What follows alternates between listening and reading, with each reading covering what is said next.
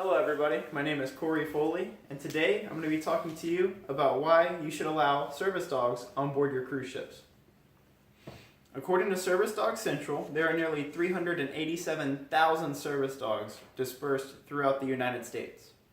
That means that there's nearly 400,000 passengers that you are not allowing on board your ship because they have service animals. Not allowing service animals on board cruise ships causes those who are disabled and rely on these service animals to suffer. Those who suffer while on vacation are not likely to have a good time on their vacation and are not likely to be return customers.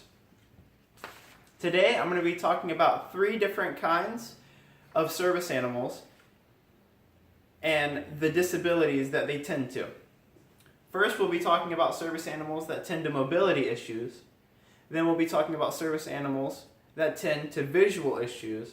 And lastly, we'll be talking about service animals that tend to emotional support. So first, we have the animals that attend to mobility issues. According to Service Dog Central, mobility animals help by assisting those who are in wheelchairs.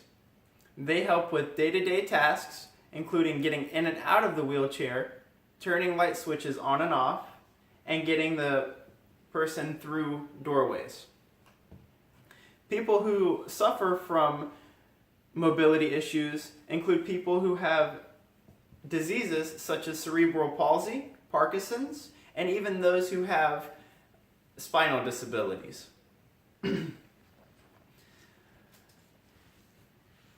By not allowing people with mobility issues to have their service dogs, you are preventing them from doing normal everyday tasks. These people will not be able to get in and out of their wheelchair and will not be able to open the doors for themselves. Next, we have animals, service animals that will assist with visual aid. According to Assistance Dogs International, these service animals help the visually impaired by assisting with crosswalks, negotiating traffic, and stopping at stairs. People who are visually impaired rely heavily on these service animals because they need them in order to do their day-to-day activities. By not allowing these service animals for those who are visually impaired, you are taking away their ability to to have their guidance in their everyday tasks. Lastly, we have those who require service animal for emotional support. According to the National Service Animal Agency, an animal who is required for emotional support is one that helps mitigate the negative symptoms of emotional disabilities. By not allowing the passengers on board to have their emotional support animals, you can cause them to have extreme emotional inconsistencies. This means that while they may be happy one minute while they're speaking with you, minutes afterwards they could be sad or angry.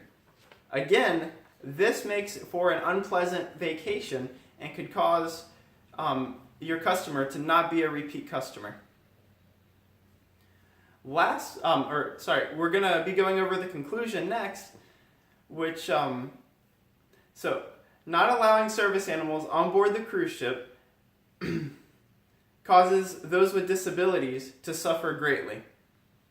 We went over the 3 types of people who require service animals for their disabilities.